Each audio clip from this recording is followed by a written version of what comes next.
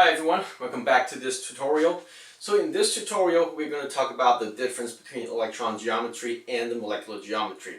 They look very alike, sometimes they use the same term. A lot of people get confused on when to use which one, so I want to make clear in this tutorial. Okay, so the last part of the tutorial we talk about how we identify the electron geometry by looking at the electron density, how we can minimize the repulsion by using the greatest distance between the electron densities. Okay, so we have the green marker showing you the electron geometry, and now we're going to talk about the molecular geometry. Okay, so how is that going to be different? So when we talk about electron densities, again we are focusing on the electron densities. But now when we talk about the molecular geometry, we are going to focus on the molecule itself, which we will consider the atoms, okay? How the atoms are oriented between each other, okay? So let's start off with this one, okay? Well, let's start from this one, the N2, nitrogen gas, okay? This is a simple one. So we have two electron densities around the nitrogen. Okay, one is a triple bond, the other one is a lone pair electrons. So what we have here is this linear electron geometry.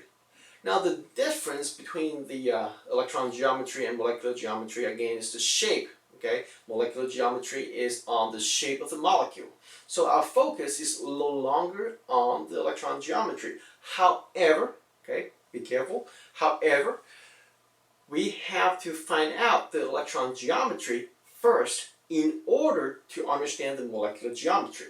Okay, so this is the electron geometry, linear, and when we consider the molecular geometry, we will ignore the lone pair electrons, like this. And then you look at the shape. What is the shape of the molecule? Now, since you only see a single straight line, this is the reason why we call this a linear molecular geometry. Okay, so now one thing I want to remind you to be very sure is that please don't memorize the possibility of having the same geometry or whatever. Okay, I want you to understand why they have the same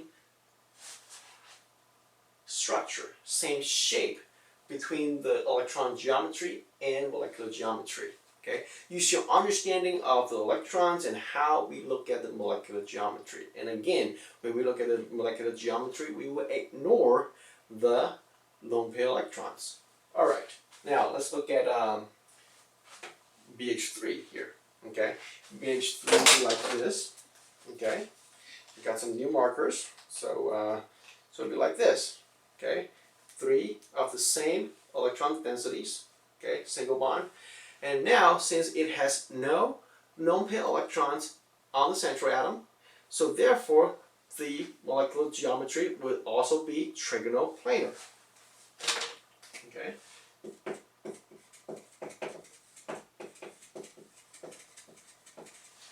All right. So now let's consider this example. Okay, CO2.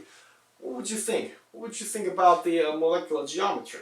Okay, now for this CO2, we don't have any lone pair electrons around carbon. It's just 2 electron densities, 2 double bonds. So it'll be like this. We're not going to look at the lone pair electrons because there's none on the carbon. So the molecular geometry would also be linear.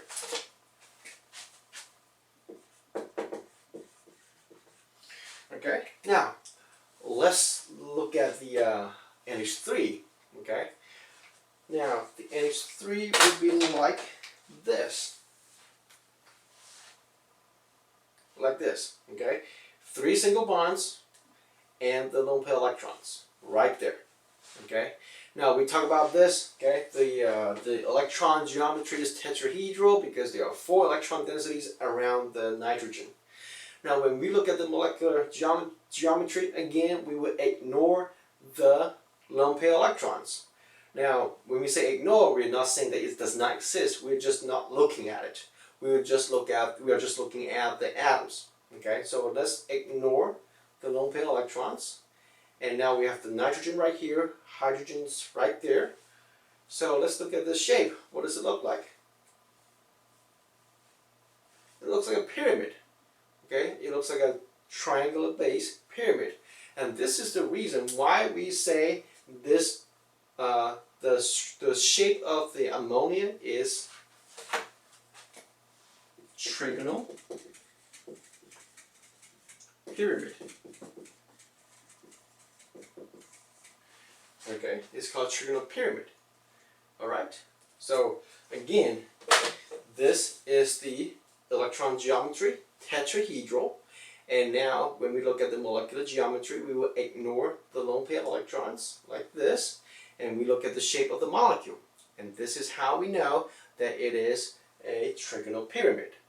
Now let's consider water, H2O. Now water, it has 4 lone pair electrons. Okay, so I'm going to use these 2 colors as the lone pair electrons. The black ones, okay, these 2 will be the single bond. The caps here will be the hydrogen. So again, same thing for electron densities around the central atom. So tetrahedral will be the electron geometry. Now, since there are 2 lone pair electrons around the oxygen, that means we have to ignore 2 of the lone pair electrons, like this. And then we look at the remaining structure. Okay, you can look at it like this or like this. This is the reason why we have a bent structure for water. This is the reason why water is not in linear shape, because although we ignore the lone pair electrons, they still exist in the molecule. Okay, so I want you to understand the difference between the electron geometry and the molecular geometry. So therefore, for water, this one is going to be bent for the molecular geometry. Okay, I hope it's making sense in your mind right now. Now for this one, this is called the, oh, I forgot to write this down in the last part. This is called the trigonal bipyramid for the electron geometry. Okay, so now I'm going to use 5 markers. Okay, 3 right here. That's the center, the middle plane, and then I'm going to do this. Okay, so hopefully you can see this. And this is the trigonal plane in the middle, and then 1 on top, 1 on the bottom. Now, since there's no lone pair electrons on the central atom, so therefore the molecular geometry would also be trigonal bipyramid. Okay? So I'm going to be a little bit lazy right there. So same thing for molecular geometry. So what do we learn here? What we learn here is that when we look at the electron geometry, we look at the orientation of the electron densities. Now, and when we look at the molecular geometry, we will look at the molecular shape. Okay, by ignoring the lone pair electrons, we would just look at the orientation of the atoms and the bonds. Okay, so this is how we understand these 2 geometries. Now, I think you may ask, so when would they be the same? Okay, now if you want to find out the if you want to have a rule of thumb to get to understand when these 2 will be the same, then I would say if the central atom has no lone pair electrons, that will be the time that the electron geometry and the molecular geometry will be the same. On the other times where there are lone pair electrons on the central atom, then we have to look at it closely, and we can use those models with using markers, pencils, whatsoever, whatever that works for you the best.